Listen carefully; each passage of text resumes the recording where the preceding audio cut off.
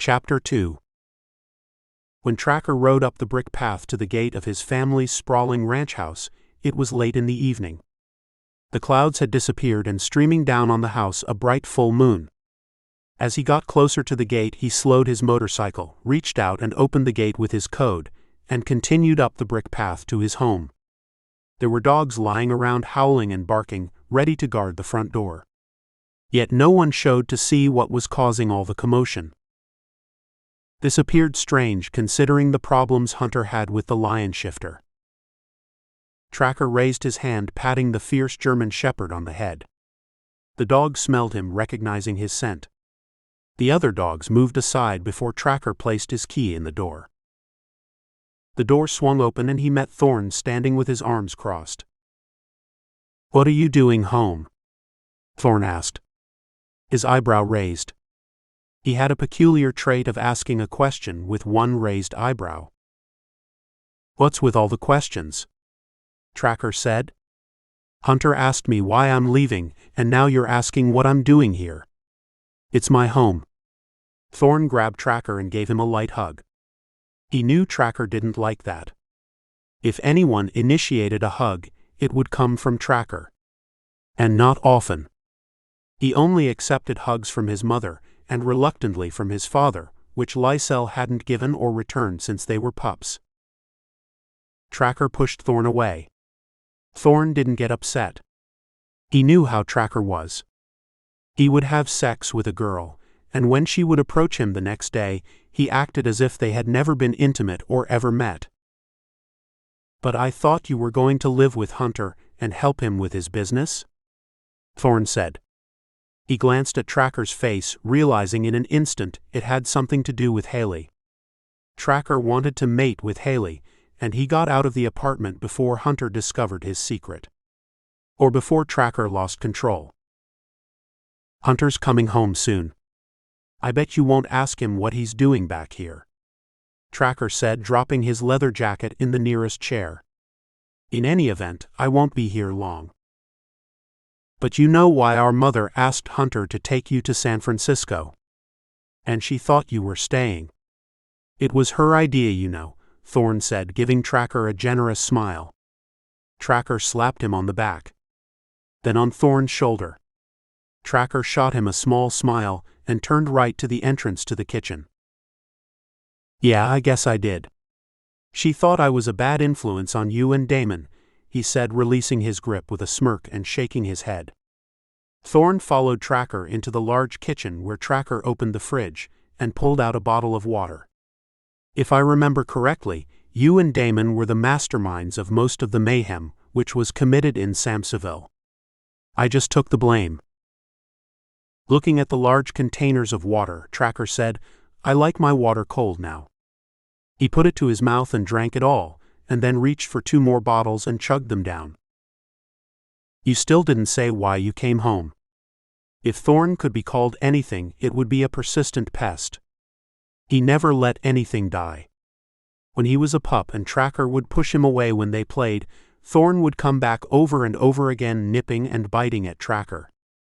Damon would stand on the sidelines and watch. "I came to say goodbye to everyone. Now is that what you want? Where are you going?" Thorn waited for an answer as he slanted his head to one side, then said, "I want to go with you. And when I tell Damon, he will be game also." "I don't know. Wherever my bike leads me. I've never been to Las Vegas. Arizona, maybe I'll go there first, then Mexico, and then Texas." He looked up and sighed. "Colorado. Sounds like a great place to visit. Who knows, maybe see New York, then go to the Everglades of Florida." Thorn looked wide-eyed at Tracker. "I want to go," Thorn said, looking at Tracker for support. "I can't do that. Mother already thinks I'm responsible for what happened in high school, and shipped me away. It was a good thing. I don't blame her. Father said that I would grow out of my stubborn, wandering behavior, but I never did. I guess I'm just like my father." "Well, I am too. We are our father's sons," Thorn said. They both laughed loud. Remember when we first entered our senior class, there was this old professor who had been working at the school since father was a pup. He looked up and said, "I guess you're Lycell's brood." "I guess we're in for it now," Thorn said with a thunderous howl. It wasn't the class that was in for it, it was him. "We got rid of him and got this hot young teacher," Tracker said. "Yeah, the one you fell in love with, and this guard caught her sucking your dick and Damon's behind the school." Tracker looked up and smiled, lowering his head. "No, the reports were wrong. I was fucking her while she sucked Damon's dick. The guard was angry because she refused to blow him. She said his dick wasn't big enough." A large smile crossed Tracker's face. "I wonder what happened to her. She was beautiful. At least the part one saw when her dress was over her head. I think father had her fired or shipped back to California. Father acted as if he was appalled at your behavior. Said he never heard of anything like this. That's what he said to mother. She knew better. He was notorious around the area before he met mother." "Yeah. I heard stories about father too. He just wasn't the same since he met mother, and she made an honest werewolf out of him," Tracker said. "That's why I'm getting the hell out of here before I turn into him." "A castrated wolf," Thorn said, holding his cock. "Yeah, since he became a father, he has taken his role too serious for me," Tracker added, shaking his head.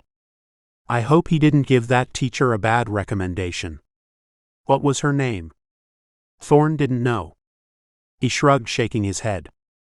"I had forgotten about her." "Maybe I'll look her up," Tracker said thoughtfully. "You must have forgotten about Robert and Mina's daughter, too. You're promised the younger one, remember?" Thorn cut a smile Tracker's way and reached for a bottle of water. "And what about you?"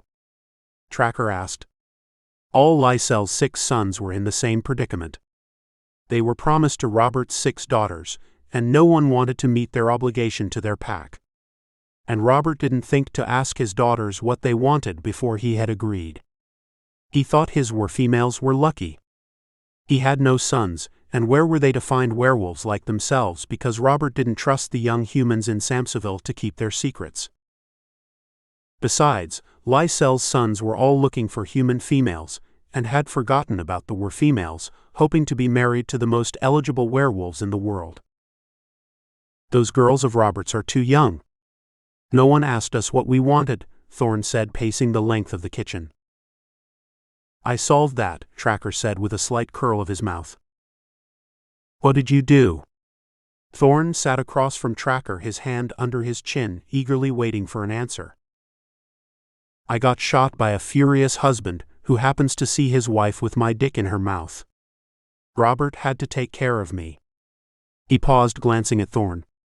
"I'm sure when he returned home he called off the wedding." "I wouldn't be too sure of that." "They're coming over tomorrow morning," Thorn said. "What the fuck?" Tracker said, standing. "I'm leaving now." "No, you're not."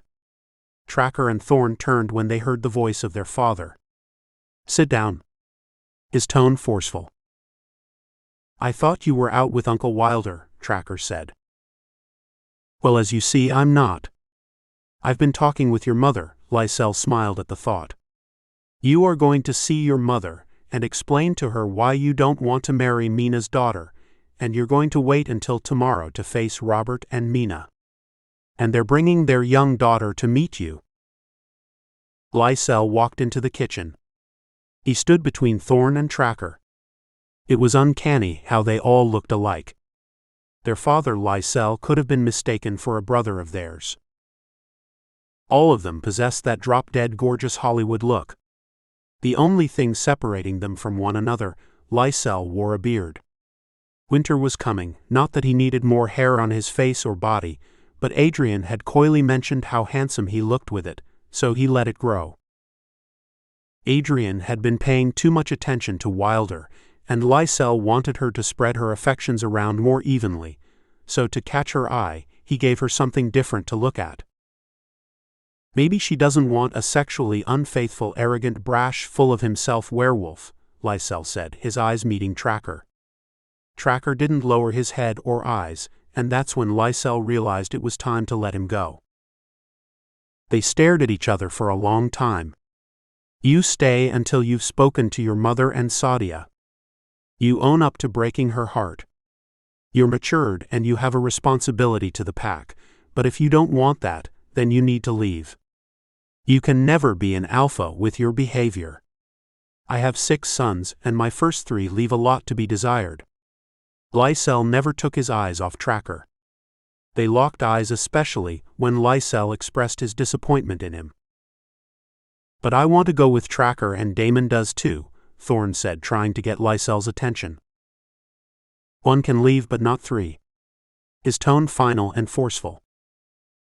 You have 3 more sons, Tracker said, not taking his eyes off while being focused on his father.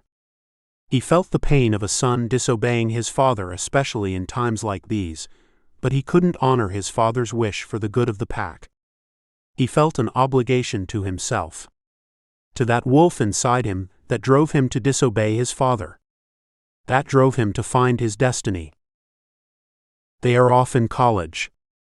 They help the pack by becoming lawyers and businessmen. And what do you 3 do? You want to fuck around and ride motorcycles and get in trouble like you did in high school. You can't live a life by getting in trouble all the time, Lycell said. You can't live a life by being choked and smothered by ancient rules that haven't served werewolves well. Where have those rules gotten us? Werewolves are almost extinct, Tracker said as Thorn absorbed the conversation. His eyes traveling between Lycell and Tracker. Lycell looked around the room. I'm glad I have more sons. He turned and walked away knowing he was just like them at their age. But he couldn't tell his shifter sons what awaited them in the outside world of men, and as a father telling them would have no effect. They needed to learn those lessons on their own. Times had changed, and the protection of the Samses only shielded them in the confines of their small town. To leave outside of it meant that they could find themselves in danger of the worst kind. The world of men wasn't a pretty world to werewolves. That's why they were one of the last werewolf packs in the Americas. There may have been more, but Wilder and the rest of the Samsa triplets didn't know of any. Or at least they were so isolated like the Alaskan werewolves that it didn't matter anyway. They could never be uncovered by men. Or they had enough money to buy their protection, like the Samses. When Lycell reached the doorway to the foyer, he saw Adrian standing in her robe. I wanted to know what was taking Lycell so long, she said. Tracker stood looking from his father, then to his mother. He walked to his mother and held her close. He towered over her with his tall stature and wide chest. It was something about Tracker that made her feel everything would be good. It may have been his comforting hug he gave her freely. Lycell glanced at Tracker across Adrian's shoulder with a raised eyebrow. Unlike Thorn. All of Lycell's sons had that peculiar raised eyebrow whether they were happy, sad, or ready to go to war. It gave them a sinister, serious gaze. Perhaps it was just to ward off enemies. But inside beat the heart of fun-loving wild group of werewolves, who inherited everything mischievous, naughty and ill-behaved from their father and their mother's intelligence. Lycell knew this and he didn't worry much. He only worried about that wild part of him each possessed which could lead to their death. He reached for Adrian's hand. Come to bed. Tracker isn't going anywhere tonight. Lycell shot Tracker a cold no-nonsense gaze. It said, don't defy me. Although Tracker was tough, he didn't and wouldn't disobey his father, at least not tonight, and under his roof. Lycell led Adrian out of the room and up the stairs and to his bed. What was that about? Thorn asked. Father telling us he's not pleased with our decision to leave the pack, but he won't stop us. But there won't be us. Only me leaving. What the hell do you mean, Tracker? I'm coming too, Thorn said. You can't come. It will break Mother's heart, Tracker said, putting his hand on Thorn's shoulder. I need to look around and then if it's okay, I'll send word for you and Damon to meet me. But first there's a woman. I knew it was a woman. But what about Sadia? I have plans for her. I'll make her wish she had never seen a Samsa werewolf. Wow. Tell me what you're going to do so I can do that with the one I'm promised to. You don't have to worry. Word will get around. If I have to be here until tomorrow, tell Damon to meet us for a drink at that club in town. I need something to calm me, and it's not liquor. He's already at the club. I'll text him and tell him we're coming and have some girls waiting. Thorn pulled his smartphone out of his pocket and began texting. I'll find my own female. I don't want Damon setting up anything for me. He likes those virgin types. That's not what I'm looking for tonight. I don't have time to break them in. Yeah, but those are the ones that will do anything. And I mean everything and anything. They've been protected and they're looking to break out, Thorn said with a grin, tucking his phone back into his pocket after sending off a quick text. Do you still have the key to Hunter's apartment? Thorn searched around for the key. Yeah, but Father barred us from going there, Thorn said to Tracker. Do you listen to Father? Tracker said with a smirk. If you do, then you can't run with me. Thorn pulled the keys out of his pants pocket and dangled them in front of Tracker's face. Tracker snatched the keys and said, Follow me.